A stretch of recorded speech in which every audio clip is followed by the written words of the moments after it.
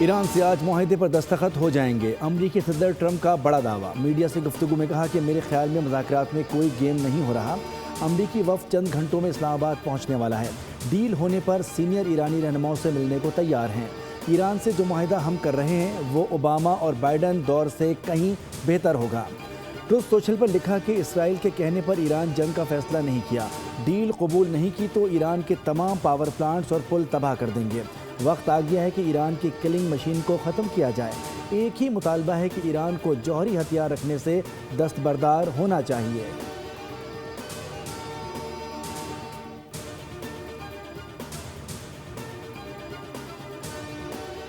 خطے میں امن کا مشن، امریکہ ایران مذاکرات کے لیے پاکستان کی سفارتی کوششوں میں تیزی۔ اسلام آباد ایک بار پھر عالمی سفارتکاری کا مرکز بن گیا۔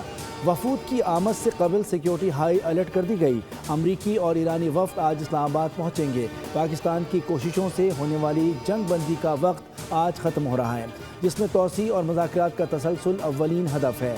ریڈ زون اور اس سے ملحقہ علاقوں کو سیل کر دیا گیا ہے۔ سرکاری افسران اور ملازمین گھر سے کام کریں گے۔ مری روڈ کے ہوٹلز بند اور فیض آباد پل سمیت اہم مقامات پر پولیس اور رینجرز کی بھاری نفری تعینات ہے۔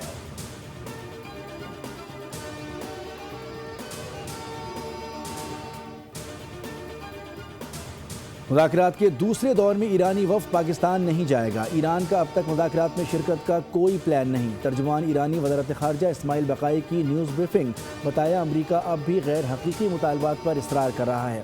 ایران کو امریکہ پر اعتماد نہیں۔ امریکہ نے بحری ناکہ بندی جاری رکھ کر جنگ بندی کی خلاف ورزی کی۔ امریکہ نے دکھا دیا کہ وہ سفارتی عمل آگے بڑھانے میں سنجیدہ نہیں۔ امریکہ نے جارحانہ کارروائیوں کا ارتکاب کیا، ہم نے پاکستانی ثالثکار کو بتا دیا ہے۔ ایرانی قومی سلامتی کمیٹی کے سربراہ ابراہیم عزیزی کا کہنا ہے کہ غیر ضروری مطالبات کسی صورت قبول نہیں کیے جائیں گے۔ ملک کی مفادات اور سلامتی محفوظ بنانے کے لیے ایران کو جو بھی کرنا پڑے گا وہ کرے گا۔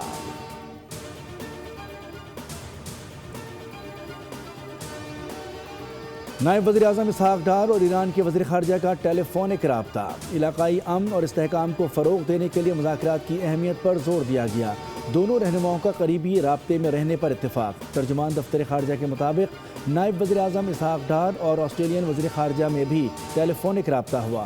آسٹریلین وزیر خارجہ نے پاکستان کے مثبت کردار کو سراہا۔ دونوں وزرائے خارجہ نے تمام تنازعات کے پرامن حل پر زور دیا۔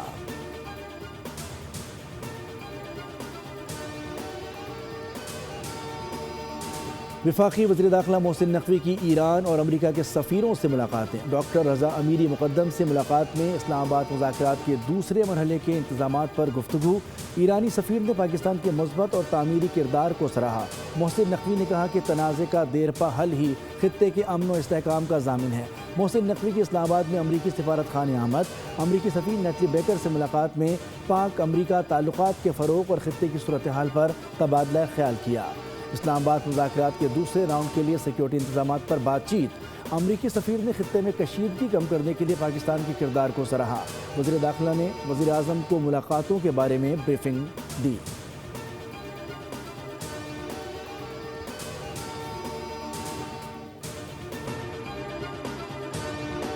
ایرانی جہاز اب ہماری تحویل میں ہے، سینٹکام نے ایرانی جہاز پر حملے کی ویڈیو جاری کر دی۔ امریکی صدر نے سوشل میڈیا پر لکھا، امریکی فوج نے ایک ایرانی بحری جہاز کو روکا جو آبنائے ہرمز پر امریکی ناکہ بندی کی خلاف ورزی کی کوشش کر رہا تھا۔ جہاز تقریباً 900 فٹ لمبا اور ایک طیارہ بردار بحری جہاز جتنا وزنی ہے۔ امریکی بحریہ کے گائیڈڈ میزائل ڈسٹرائر نے خلیج عمان میں جہاز کو روکا۔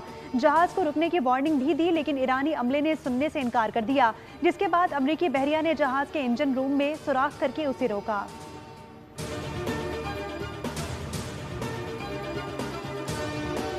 ایرانی فوج کا بحری جہاز پر امریکی حملے کا بہت جلد جواب دینے کا اعلان۔ ایران نے امریکی بحریہ کے جہاز پر حملے کو جنگ بندی کی خلاف ورزی قرار دے دیا۔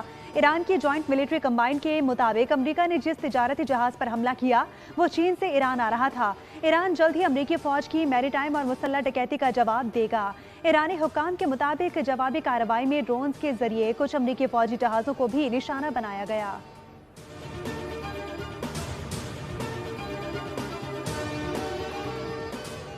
ईरानी जहाज को कब्जे में लेने पर तशवीश है। फरीकैन को चाहिए कि वो जिम्मेदारी का मुजाहरा करें और मौजूदा कशीदगी या किसी भी जंगबंदी माहिदे की पासदारी को यकीनी बनाएं। चीन का ईरानी तिजारती जहाज को ज़बरदस्ती रोके जाने पर तशवीश का इजहार। चीनी वजारत ख़ारजा के तर्जुमान ने कहा, अमरीका और ईरान के दरमियान मुज़ाकरात की मौजूदा सूरत हाल नाजुक मरहले में दाखिल हो चुकी है।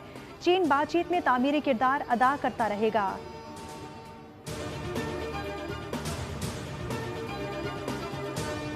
ईरानी जहाज पर अमरीकी हमले और ईरान के जवाबी हमले के खदशात के सद्देबाब के लिए आलमी मंडी में खाम तेल की कीमतों में इजाफा। बरतानवी खाम तेल की कीमत 5% बढ़ गई। $5.31 के इजाफे से बरतानवी खाम तेल की कीमत $95.51 फी बैरल हो गई। अमरीकी खाम तेल की कीमत में भी 7% इजाफा रिकॉर्ड हुआ। अमरीकी खाम तेल की कीमत $89.8 फी बैरल हो गई। उधर आलमी मार्केट में गैस की कीमत तकरीबन 2% इजाफे से $2.71 फी MMBTU हो गई।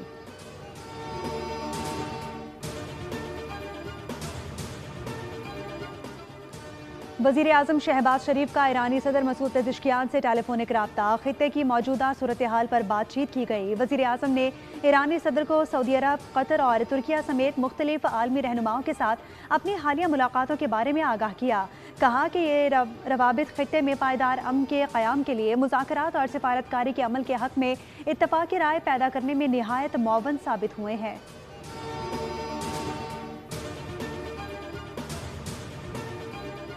विफाकी वज़ीर दाखिला मोहसिन नकवी की इस्लामाबाद में अमरीकी सिफारत खाने आमद। अमरीकी सफ़ीर नेटली बेकर ने मुलाकात में पाक अमरीका ताल्लुकात के फ़रोग़ और खित्ते की सूरत हाल पर तबादला ख्याल किया।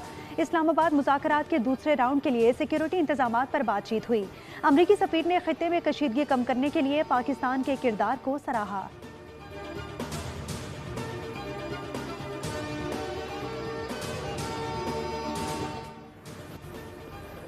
सिक्योरिटी फोर्सेज ने बन्नू में ऑपरेशन करके फितनतुल ख्वारिज के इंतहाई मतलूब रिंग लीडर समेत 2 दहशतगर्दों को हलाक कर दिया। ISPR के मुताबिक फोर्सेज ने बन्नू में खवारिज की मौजूदगी की इत्तला पर इंटेलिजेंस बेस्ड ऑपरेशन किया। हलाक खवारिज से खुदकुश जैकेट, असलहा और गोला बारूद भी बरामद कर लिया गया। खारजी रिंग लीडर वहीदुल्ला उर्फ मुख्तियार दहशतगर्दी की मुतादिद कार्रवाइयों में मुलव्विस रहा। वहीदुल्ला इंतहाई मतलूब दहशतगर्द की फहरिस्त में शामिल था। ISPR के मुताबिक ऑपरेशन के दौरान मरकजी मुजरिम को अंजाम तक पहुंचाया गया। विफाकी वज़ीर दाखिला मोहसिन नकवी का कामयाब ऑपरेशन पर फोर्सेस को खिराज तहसीन। कहा कि कौम को सिक्योरिटी फोर्सेस के बहादुर सपूतों पर नाज है। कौम फोर्सेस के शाना बशाना खड़ी है।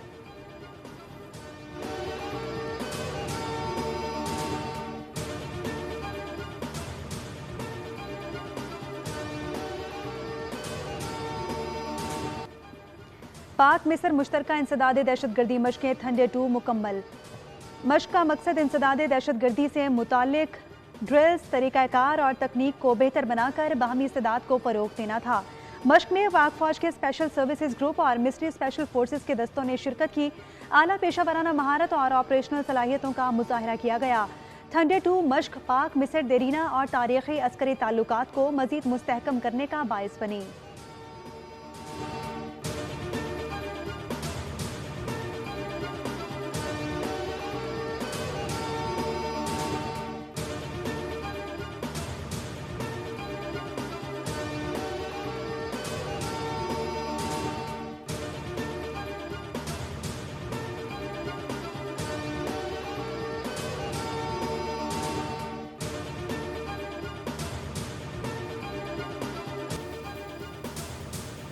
और PSL सीज़न 11 के पॉइंट्स टेबल पर पेशावर ज़ल्मी का बदस्तूर राज। अब तक नाकाबिल शिकस्त बाबर एंड कंपनी के 8 मैचेस से 15 पॉइंट्स हैं। पेशावर ज़ल्मी 8 मैचेस में 7 फतूहात के साथ प्ले ऑफ मरहले के लिए क्वालिफाई कर चुकी है। दूसरे नंबर पर मौजूद मुल्तान सुल्तान्स के 7 मार्कों में 10 पॉइंट्स हैं। प्ले ऑफ में रसाई के लिए इसको सिर्फ एक फतह दरकार है। इस्लामाबाद यूनाइटेड की तीसरी, कोयटा ग्लैडिएटर्स की चौथी और हैदराबाद किंग्स मैन की 5वीं पोजीशन है। दिफाई चैंपियन लाहौर कलंदर्स के 7 टाकरों से सिर्फ 6 पॉइंट्स हैं, जिसकी वजह से उसका अगले मरहले में पहुंचना मुश्किल दिखाई देता है। कराची किंग्स की 7वीं और 7 मैचेस हारने वाली रावलपिंडीज़ की 8वीं और आखिरी पोजीशन है।